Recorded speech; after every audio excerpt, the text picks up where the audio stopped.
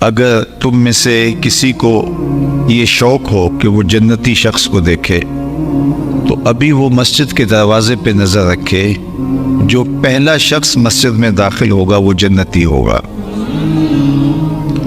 اب حضور کے اس فرمان میں کوئی حکمت تھی، اور صحابہ جانتے تھے کہ حضور نے جو توجہ دلائی ہے تو ہمیں ضرور دیکھنا چاہیے، ورنہ وہ اگر صرف جنتی دیکھنے کا ہی شوق رکھتے ہوتے تو حضور تو سامنے تشریف فرماتے۔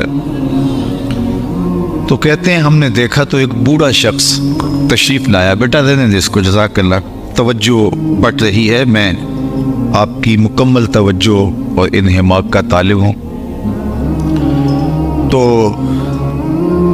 اللہ کے محبوب نے فرمایا اگر جنتی دیکھنے کا شوق ہے تو دروازے پہ دیکھو، جو پہلا شخص مسجد میں داخل ہوگا وہ جنتی ہے۔ کہتے ہیں ہم نے دیکھا تو ایک بوڑھا شخص، آثار وضو اس کے چہرے پہ حویدہ تھے، جس طرح تازہ وضو کے بعد پانی چمک رہا ہے اعضائے وضو پر، اور صورتحال انتہائی سادہ تھی۔ بائیں ہاتھ پہ انہوں نے جوتا خود ہی پکڑا ہوا تھا، پر وہ مسجد میں داخل ہوئے۔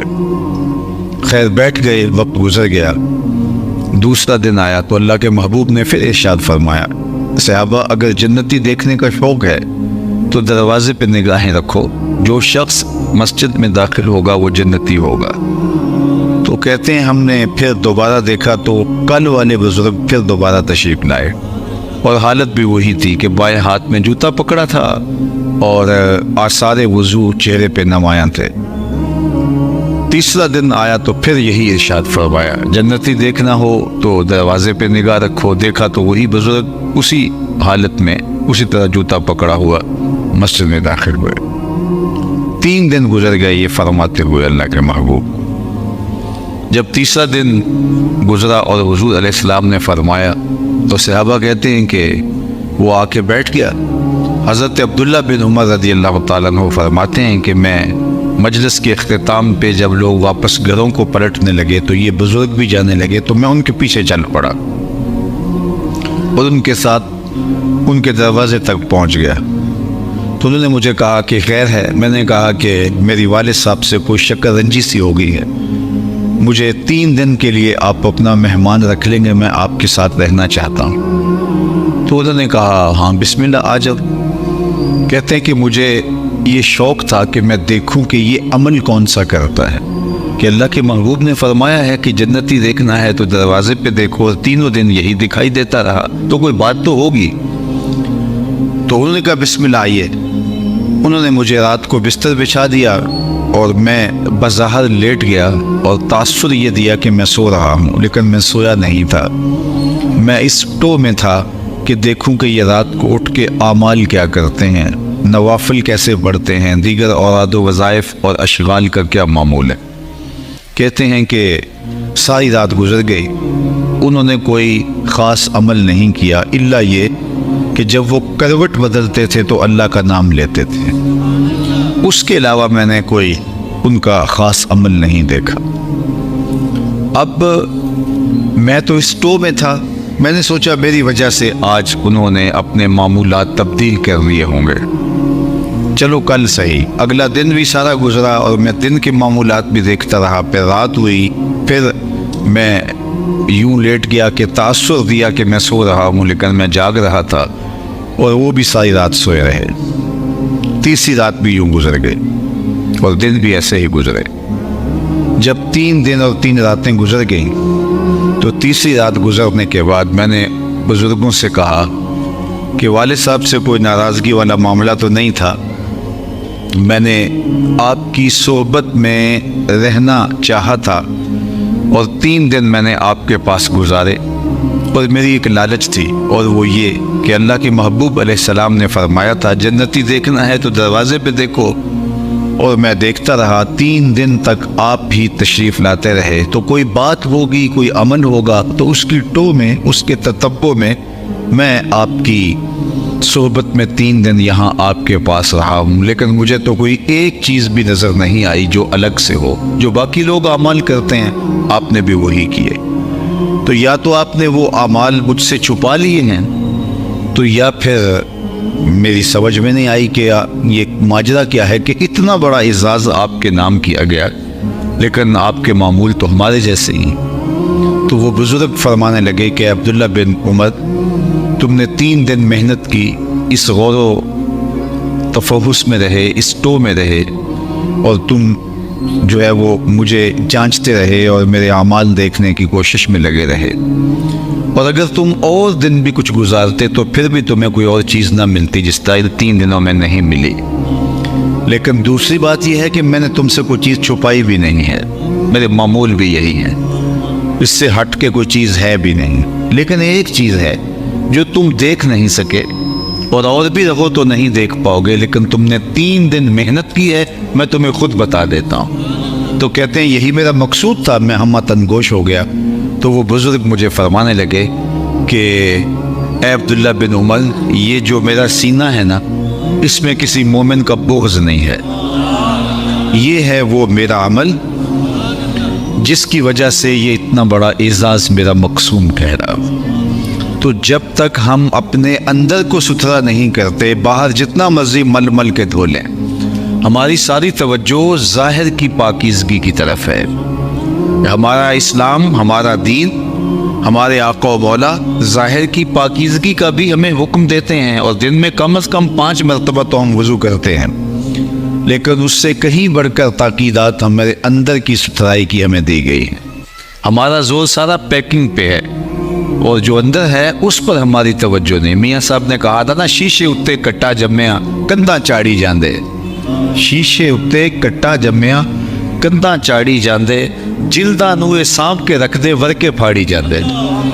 تو ہم نے سارا زور پیکنگ پہ دیا ہے، لیکن ہم اپنے اندر اتر کے بھی دیکھیں۔ یہ میلاد النبی صلی اللہ علیہ وآلہ وسلم کا موسم گزرا ہے، عقیدتوں کے کیا رنگ تھے اور محبتوں کی کیا کیفیت تھی، اور اپنے اپنے انداز میں اپنی اپنی عقیدتوں سے لوگوں نے اپنے آقا و مولا کے حضور اپنی محبتوں کے خراج پیش کیے۔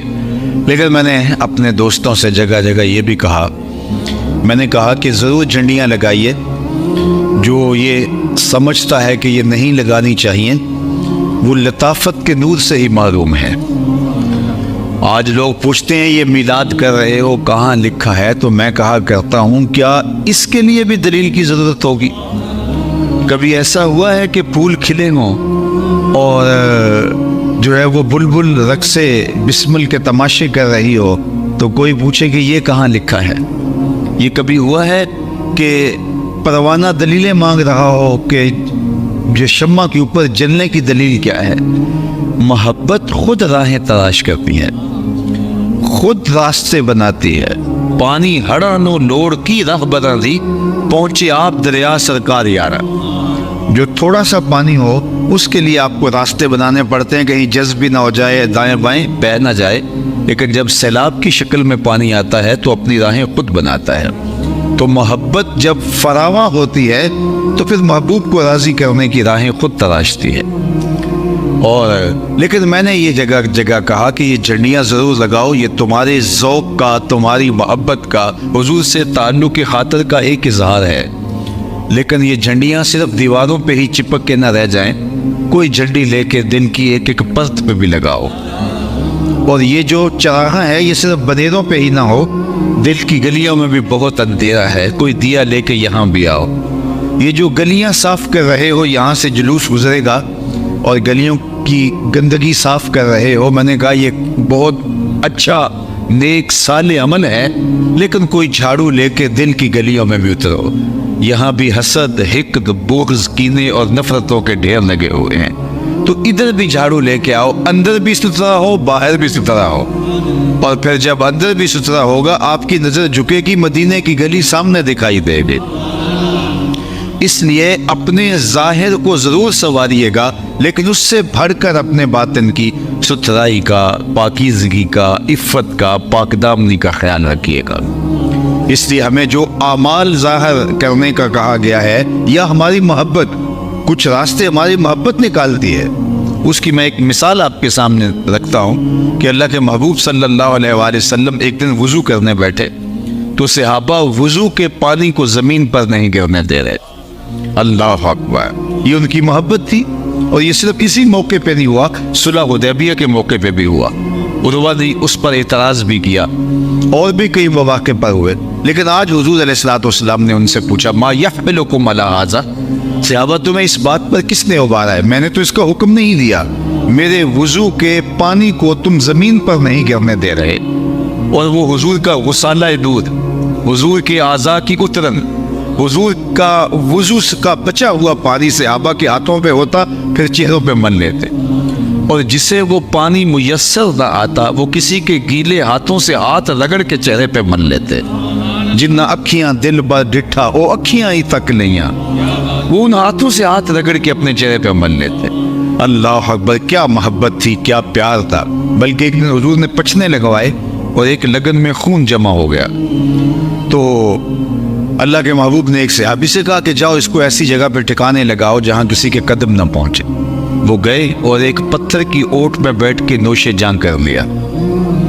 वापस पलटे तो हुजूर ने पूछा कि ठिकाने लगाए? जी जी हुजूर, ऐसी जगह पे जहां किसी के कदम नहीं पहुंच सकते। हुजूर मुस्कुराए और फरमाया, लाअल्ला का शरीब था, शायद तुमने पी लिया है। काला नाम, कहा जी जी हुजूर, मैंने कहा कि इससे बड़ी सादत क्या होगी, मेरे खून में आपका खून शामिल हो जाए। तो आका करीम नाराज नहीं हुए, बल्कि फरमाया, या गुलाम कद हररता नफ्सका मिनन नार, ए बेटे तूने अपने आप को आतिश दोज़ख से बचा लिया है। अल्लाह अकबर। अब ये हुजूर ने हुक्म तो नहीं दिया था, लेकिन सहाबा की मोहब्बत इसको खुद तराशा, इस रास्ते को खुद निकाला। मोहब्बत रास्ते निकालती है, महबूब को राजी करने के ढंग मोहब्बत खुद सीखती है। अल्लाह अकबर। लेकिन अल्लाह के महबूब अलैहिस्सलाम ने कहा, मा यहमिलुकुम अला हाज़ा, तुम्हें इस बात पर किसने उबारा है? तो उन्होंने जो जवाब दिया वो बरजस्ता था। उन्होंने कहा, हुब्बुल्लाह व रसूलिही, अल्लाह उसके रसूल की मोहब्बत। आली मर्तबत सामीन, आपने मोहब्बत की लोक दास्तानें बहुत बड़ी होंगी, सुनी होंगी, और हमारे पंजाबी कल्चर के अंदर ही रांझा से लेके कहाँ तक दास्तानें जाती हैं। लेकिन आज तक आपने नहीं सुना होगा कि किसी मुहिब ने अपने महबूब के लुआब को अपने हाथों पे लिया हो, किसी ने अपने महबूब के लुआब को अपने चेहरों पे मला हो। मुहिब्बों ने महबूबों के लिए बहुत जतन किए, बहुत मोहब्बतों के मज़ाहर रकम किए, लेकिन ऐसी दिल आवेज़ कहानी आपको नहीं मिलेंगे। हाफिज शिराजी ने एक दिन अपने महबूब से मुखातब होकर कहा कि जितना बड़ा तेरा मैं आशिक हूँ, ज़माने में ऐसा कोई आशिक नहीं हो सकता। फिर आगे कहा, इसलिए कि तेरे जैसा सोना भी तो कोई नहीं, क्योंकि इश्क की गर्मी हुस्न की फरावानी से होती है। जितना हुस्न फरावा होगा उतना जोर इश्क में होगा। इसीलिए इकबाल ने कहा था, फुर्सते कश मकश मदे ई दिले बेकरार, यक दो शिकन ज्यादा कुन गेसुए ताबदार। जितने गेसुओं में शिकन ज्यादा होंगे उतना दिल बेताब होगा, उतना दिल में इस्तिराब होगा, पेचोताब होगा। तो कायनात ने अगर सहाबा जैसे आशिक नहीं देखे तो हुजूर जैसा सोना भी कब है जमाने ने। लखाए लोग जमाने ते महबूब खुदा जिया कोई नहीं, लोकी सोने बन बन बहिंदे ने ओदी खाके पा जिया कोई।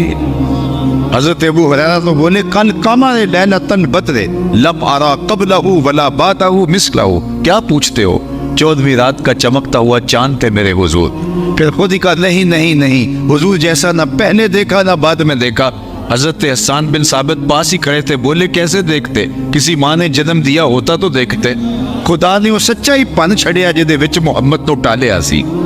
हसीना जमीला दा मुंह मोड़ दिता, मुहम्मद बना के कलब तोड़ दिता। और हजरत शेख मुजद्दिद ने कहा था, मिसलहू दर आलम इम्कान मुतसव्विर नहीं, उनकी मिसल बज़्मे आलम के अंदर मुमकिन ही नहीं है।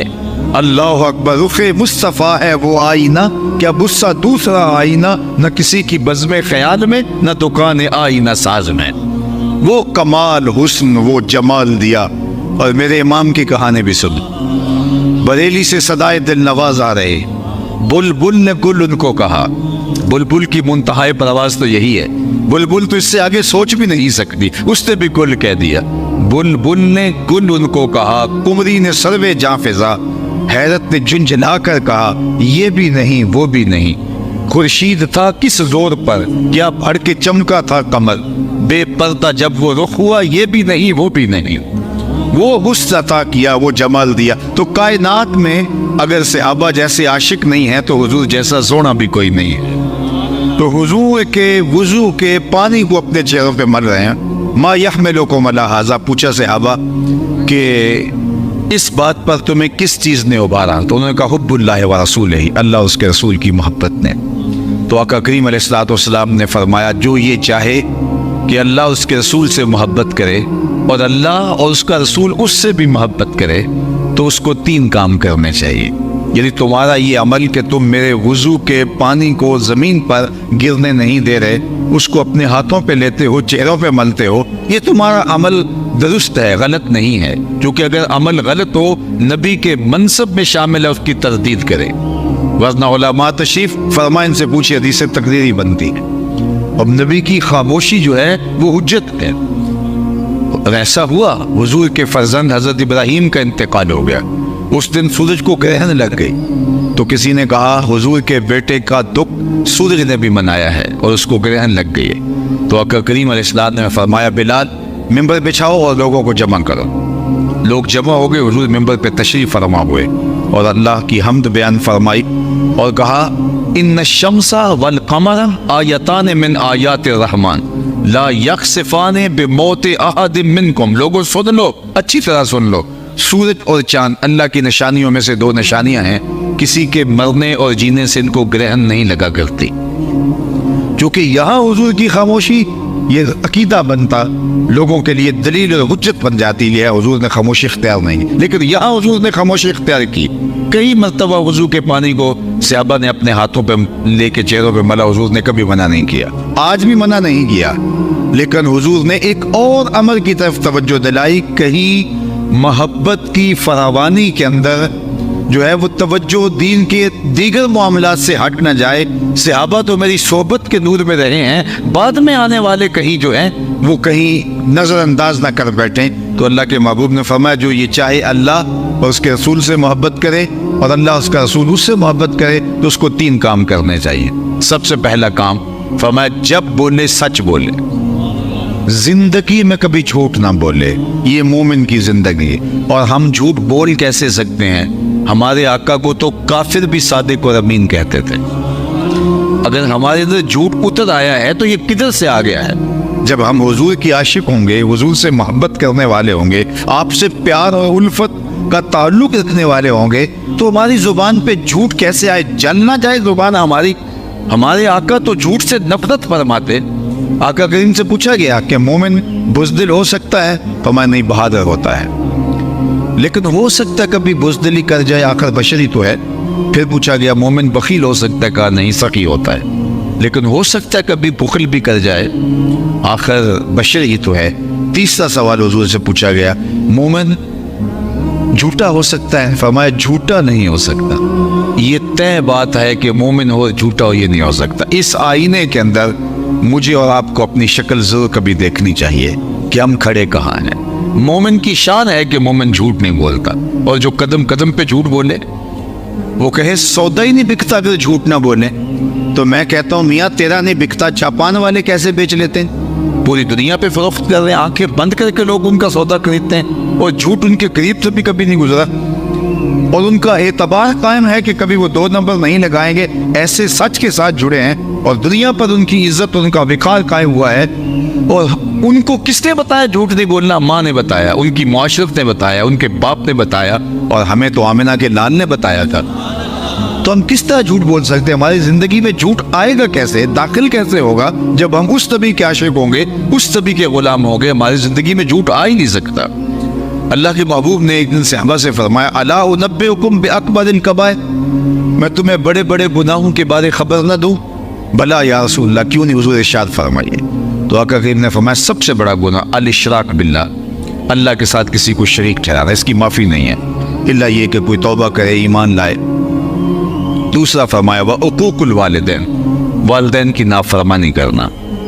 اور پھر حضور ٹیک لگائے بیٹھے تھے، حضور ٹیک چھوڑ دی، اور پھر فرمایا الا وقول الزور، سن لو تیسرا بڑا گناہ جھوٹ بولنا ہے۔ الا کے ساتھ تنبیہ فرمائی، اور پھر فرمایا الا وقول الزور، پھر اس کے بعد پھر دوبارہ فرمایا الا وقول الزور، پھر فرمایا الا وقول الزور۔ حضور فرمائے جا رہے تھے اور صحابہ کہہ رہے تھے لیتہ سکتا، کاش کہ حضور سکوت اختیار فرمائے۔ بار بار تکرار سے حضور مشقت میں ہیں، اور تکرار کے ذریعے سے جو اس کی اہمیت کو اجاگر کرنا چاہتے ہیں وہ ہم سمجھ گئے۔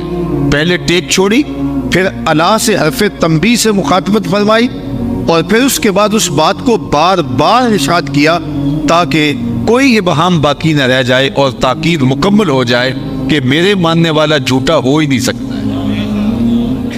عالی مرتبت سامعین، ایک اور بات عرض کروں گا۔ آج ہر گھر کا مسئلہ ہے کہ ہر گھر کی پریشانیاں ہیں ایک سے بڑھ کر ایک، تو کبھی ہم نے سوچا یہ پریشانیاں کدھر سے آئی ہیں، یہ مصائب کہاں سے آئے؟ اللہ کے محبوب نے ارشاد فرمایا جب کوئی شخص جھوٹ بولتا ہے تو عام لوگ تو محسوس نہیں کر پاتے، لیکن اللہ کے نورانی فرشتے جھوٹ بولنے کی وجہ سے جھوٹ بولنے والے کے منہ سے نکلتی ہوئی بدبو کو محسوس کرتے ہیں اور ایک ایک میل پیچھے ہٹ جاتے ہیں۔ جو رحمت کے فرشتے ہیں، جب کوئی جھوٹ بولتا ہے تو وہ رحمت کے فرشتے ہمارے حصے کی روزانہ ہمیں رحمت دینے آ رہے ہوتے ہیں، ہمارے نام کا پارسل لے کے ڈلیوری کرنے آ رہے ہوتے ہیں ہمیں روزانہ۔ اور گھر میں کوئی جھوٹ بولتا ہے تو ایک میل پیچھے ہٹ جاتے ہیں۔ مجھے بتاؤ، باپ بھی جھوٹ بولے، ماں بھی جھوٹ بولے، بیٹے بھی جھوٹ بولے، بیٹیاں بھی اور بہویں بھی، تو اس گھر سے تو بدبو کے ببوکے اٹھ رہے ہوں گے، اور فرشتے کتنے میل پیچھے ہٹ گئے ہوں گے۔ پھر پوری گلی جھوٹ بول رہی ہو، پورا شہر جھوٹ بول رہا ہو، تو رحمت کے فرشتے جو آسمانوں سے رحمتوں کے پارسل ہمارے لیے لے کے آئے تھے، وہ تو شہر سے باہر کھڑے ہیں، اندر آ نہیں سکتے۔ عفونت اتنی پھیلی ہوئی ہے، اور اگر وہ عفونت ابھی ختم ہونے نہیں پاتی کہ ہم نیا جھوٹ بول دیتے ہیں، اور وہ باہر ہمارے حصے کے پارسل لے کے فرشتے جو ہمیں پہلے دن آئے تھے، دوسرے دن آئے تھے، جو روز ہیں، ان کی قطاریں لگی ہوئی ہیں، اور ان کو آگے راستہ نہیں ملتا۔ وہ حساس نورانی فرشتے ہیں، اور حدیث کے مفہوم کے مطابق وہ بدبو کی وجہ سے آگے نہیں آ پاتے، اور ہم اس بدبو کو، اس تعفن کو ختم نہیں کرتے۔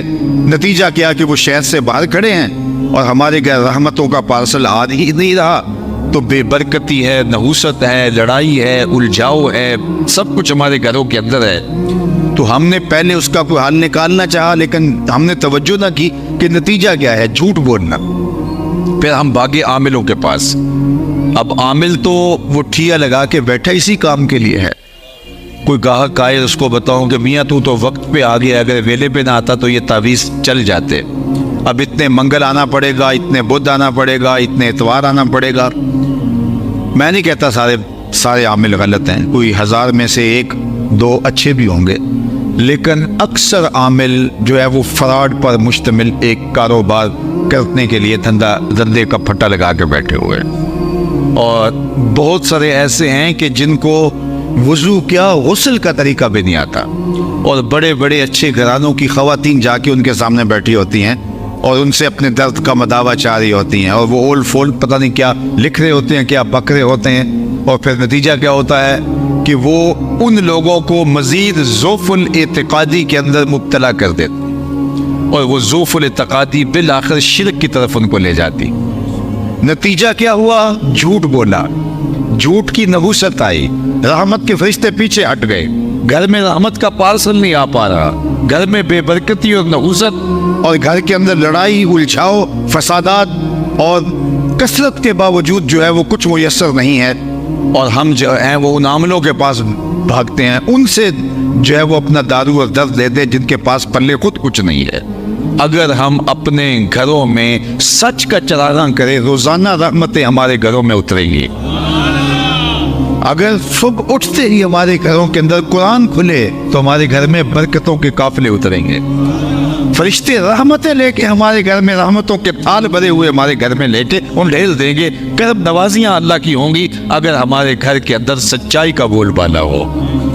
لیکن ہم تو مذاق میں بھی جھوٹ بولتے ہیں، ہم تو سیریس بھی جھوٹ بولتے ہیں، جھوٹ ہمارے لیے مسئلہ ہی کوئی نہیں رہا، جبکہ جھوٹ انسان کو جہنم کی طرف لے جاتا ہے اور سچ انسان کو جنت کی طرف لے جاتا ہے۔ تو میرے اور آپ کے آقا و مولا اتنے سچے تھے، ذرا سنو حضور کی کہانی۔ جب حکم ہوا وَأَنذِرْ عَشِيرَتَكَ الْأَقْرَبِينَ، جو قریبی لوگ ہیں، قریبی، حضور آپ ان کو دعوت تبلیغ کیجئے، دعوت دین دیجئے، تو حضور کو صفا پہ سب کو جمع کیا، اور جمع کر کے کیا کہا؟ لوگوں، اگر میں کہوں پہاڑ کی دوسری جانب سے ایک لشکر آ رہا ہے جو تمہارے اوپر حملہ آور ہوگا، تمہیں تاخت و تاراج کر دے گا، تو میری بات مان لو گے؟ تو انہوں نے کہا ہم اوپر چڑھ کے دیکھیں گے، اگر نظر آیا تو درست، اور اگر نظر نہ آیا تو ہم کہیں گے ہم اندھے ہو گئے ہیں، آپ سچے ہو، چونکہ ہم نے کبھی زبان سے جھوٹ نکلتے نہیں دیکھا۔ اللہ اکبر، یہ الگ بات ہے، پتوں کی محبت غالب آ گئی اور انہوں نے حضور علیہ الصلوۃ والسلام کا انکار کر دیا۔ تب لک ہنالک سائر الیوم لہذا جمعتنا، جو کچھ بھی انہوں نے کہا وہ کہانی الگ ہے، لیکن انہوں نے کہا نظر نہ بھی آیا تو ہم کہیں گے ہم اندھے ہو گئے ہیں، آپ سچے ہو۔ تو یار حضور کے غلام کے بارے میں لوگوں کو یقین ہونا چاہیے کہ یہ جھوٹ نہیں بول سکتا، یہ حضور کا غلام ہے، یہ حضور کا نام لیوا ہے، اس کے یہاں حضور کے نام کا بیج لگا ہے، اس کے گھر کی چھت پہ حضور کے نام کا جھنڈا لگا ہے، یہ دھوکہ باز نہیں ہو سکتا، یہ جھوٹ نہیں ہو سکتا، یہ فراڈیا نہیں ہو سکتا، اس لیے کہ یہ حضور کے ساتھ جڑا ہوا ہے۔ اس نسبت کا لحاظ اور اس نسبت کی لاج نبھانا پڑے گی ہم۔ تو فرمایا ایک بات تو یہ کہ اگر تم چاہتے ہو کہ اللہ اس کے رسول سے پیار کرو اور اللہ اس کا رسول تم سے پیار کرے تو ایک تو جھوٹ نہیں بولنا، اور دوسری بات ارشاد فرمائی کہ کبھی بھی تم امانت میں خیانت نہیں کرو۔ اللہ اکبر، تو یہ ہمارے دین نے ہمیں حکم دیا، اور مثالیں حضور کی ذات میں دیکھو، حضور کیسے امین تھے۔ دارالندوہ میں بیٹھ کے کفار مکہ نے میٹنگ کی کہ اگر اکیلے شخص نے حضور کو راستے سے ہٹایا تو وہ بوجھ برداشت نہیں کر پائے گا، سارے قبیلوں کے ایک ایک فرد کو لیا جائے اور معاذ اللہ حضور کی زندگی کا چراغ بجھا دیا جائے۔ اگر بنو ہاشم کھڑے ہوئے تو ڈٹ کے مقابلہ کریں گے، اگر خون بہا مانگا تو مل کے دے دیں گے۔ تو لہٰذا بنو ہاشم اتنے قبائل کے مقابلے میں اکیلے اور تنہا نہیں لڑ پائیں گے، اور حضور کو معاذ اللہ شہید کرنے کا منصوبہ دارالندوہ میں بیٹھ کے ابو جہل کی قیادت میں تیار کیا، اور پھر اللہ کے محبوب کے گھر کا محاصرہ کر لیا، اور حضور کو اللہ نے ہجرت کا حکم دے دیا۔ اب کیسے گزرے محاصرہ توڑ کے؟ حضور سورہ یاسین پڑھتے گئے اور ان کی آنکھیں اندھی ہو گئی اور حضور گزر گئے۔ اب یہ کون لوگ تھے جو حضور کی زندگی کا چراغ بجھانے آئے تھے، حضور کو معاذ اللہ شہید کرنے آئے تھے؟ لیکن دیکھو میرے حضور کی شان، سیدنا علی المرتضی رضی اللہ تعالیٰ عنہ کو اپنے بستر پہ لٹایا، کالی میرے بستر پہ لیٹ جاؤ، صبح ان کی امانتیں دے کے تم بھی آنا۔ جو خون کے پیاسے ہیں، جو جان کے درپے ہیں، جو شہید کرنا چاہتے ہیں، ان کی امانتیں حضور کے گھر میں ہیں، اور وہ بھی پہلے امانتیں نہیں نکلوا رہے، انہیں بھی یقین ہے امانتیں ضائع نہیں ہوں گی، اور حضور پھر حالات کے اندر اپنے بھائی کو وہاں لٹا کے جا رہے ہیں تاکہ امانتیں ان تک پہنچ جائے۔ کائنات میں کوئی ایسا امین لاؤ تو صحیح جیسا آمنہ کے لال۔ تو یہ شان ہے امانت کی، اور میں اور آپ اس نبی کے اگر ماننے والے ہیں تو ہم کسی کا قرض کیسے دبا سکتے ہیں؟ آج کسی کو کوئی قرض دے بیٹھے، بعد میں اس کو دلیلیں دینی پڑتی ہے، مجھے لوڑ پڑ گئی یا ضرورت پڑ گئی ہے اس لیے مانگ رہا ہوں، یا اس کا قرض ہے کوئی ضرورت نہ ہو پھر بھی مانگ سکتا ہے، لیکن اس کو حجتیں پیش کرنی پڑتی ہیں کہ جناب اس لیے تم سے مانگ رہا ہوں، اور وہ فون بھی نہیں اٹھا رہا ہوتا، وہ بادشاہ بن جاتا ہے، وہ دعا کر رہا ہوتا ہے یہ فوت ہی ہو جائے جس سے میں نے قرض لیا ہے۔ اور آج لوگوں کی جائیدادیں ہڑپ کر لیتے ہیں، لوگوں کی زمینیں دبا لیتے ہیں، یہ کوئی بات نہیں ہے، دیوار رکھتے ہو ہمسائے کی 2 انچ دبا لینا اس کو فن سمجھا جانے لگا ہے۔ جس نے کسی کی ایک بالشت زمین دبا لی، قیامت کے دن 7 زمینوں کا توق اس کے گلے میں ڈال دیا جائے گا، کون ہے جو اس کو برداشت کر سکے؟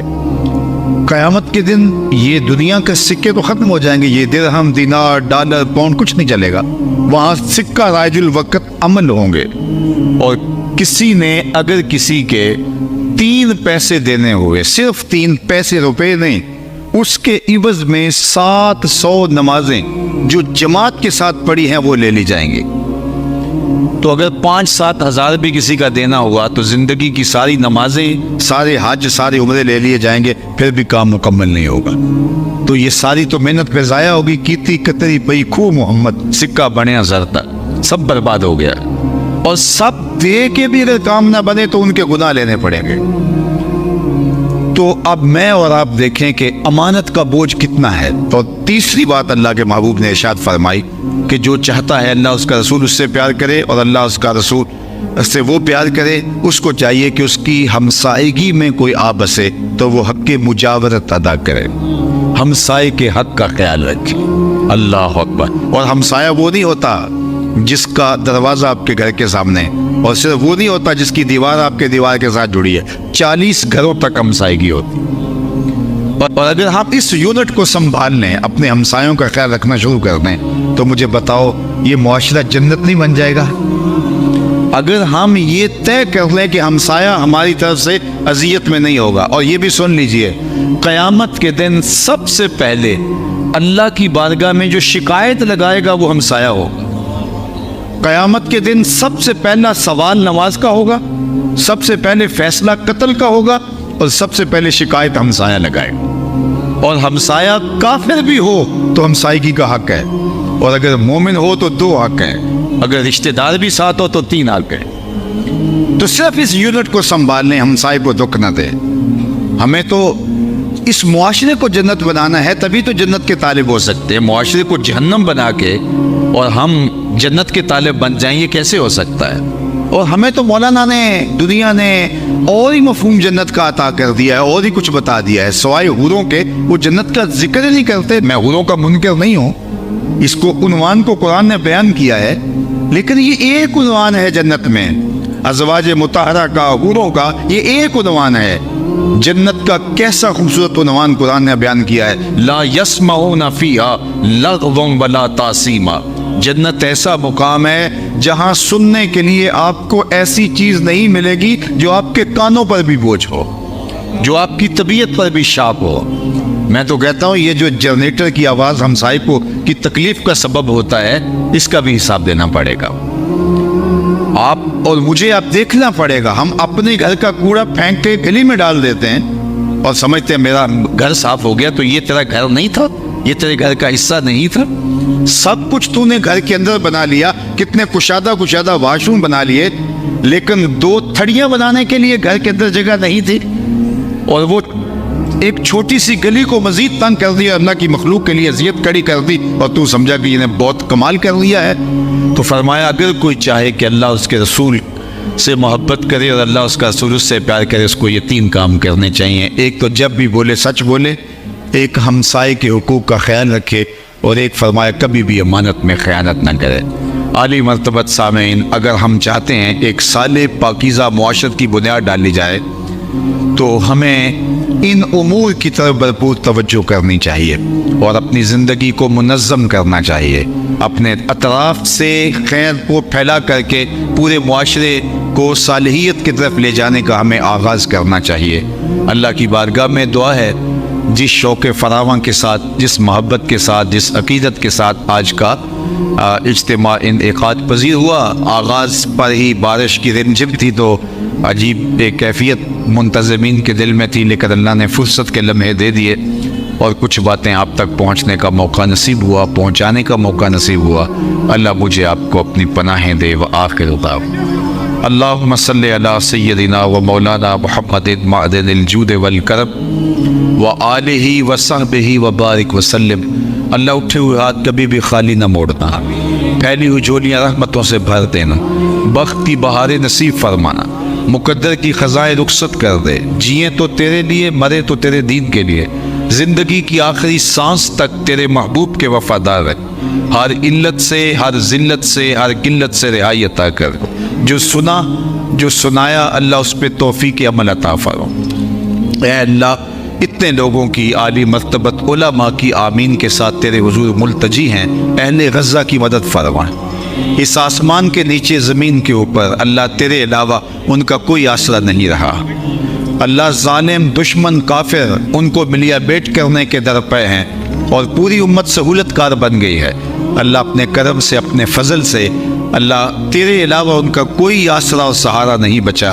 اللہ ان کی غیبی مدد فرما. اللہ ان کے حوصلے نہ ٹوٹنے پائیں. اللہ ان کی نصرت فرما، ان کی تائید غیبی فرما. اللہ اقصیٰ کے دروازوں پر کھڑے ہو کے جو امت کا مقدمہ لڑ رہے ہیں انہیں سرخرو فرما. مسجد اقصیٰ کو آزادی کی بہار عطا فرما. وصلی اللہ تعالی علی النبی الامین وآلہ وصحبہ اجمعین.